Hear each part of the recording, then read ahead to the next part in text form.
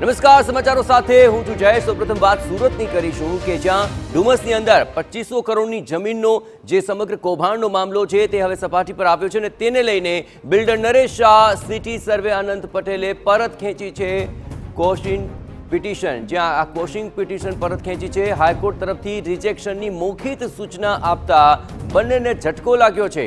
જમીન કૌભાંડ કેસમાં તપાસની જરૂરિયાતને ધ્યાને રાખીને હાઈકોર્ટે આ નિર્ણય કર્યો છે। વકીલ મારફત હાઈકોર્ટમાં આ કોશિંગ પિટિશન દાખલ કરવામાં આવી હતી।